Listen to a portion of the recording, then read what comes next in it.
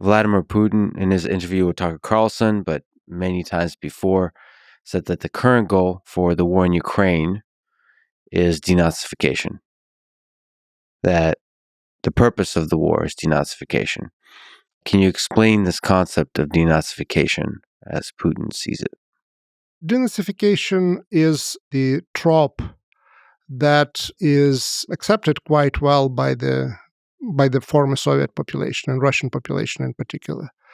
The most powerful mythology, Soviet mythology, that then was basically passed as part of heritage to the Russian Federation, was World War II, was fighting against fascism. So once you use terms fascism and Nazi and denazification, suddenly people not just start listening, they just stop analyzing. And as a propaganda tool, this is of course very, very powerful tool.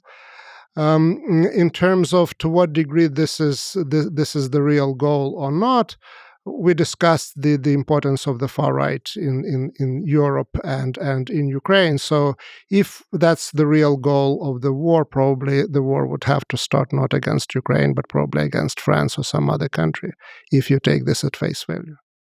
Well, there's something really interesting here, as you mentioned, because I've spoken to a lot of people in Russia, and you said analysis stops.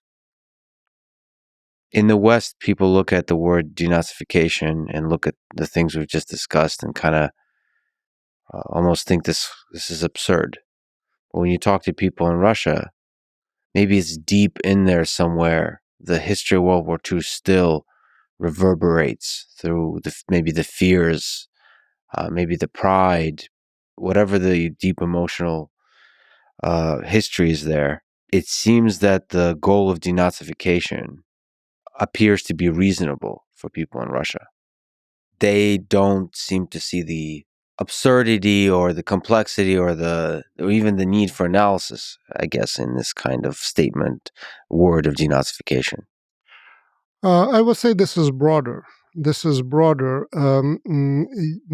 war that started under the banner that Russians and Ukrainians were one and the same people, and produces that sort of casualty, really goes against also any sort of logical thinking. But Russia is a place where the free press doesn't exist already for a long period of time. Russia is the place where there is an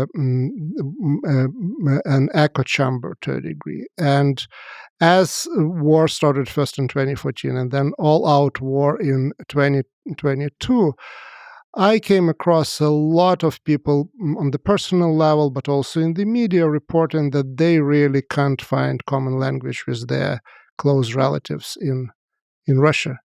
People who visited Ukraine, who know that it is not taken over by nationalists and is not taken over by Nazis. But the media around them, the neighbors around them, the people at their work basically say one and the same thing. And we as humans in general, whatever our background, we are very, very, our mind is really, it's relatively easy to manipulate it.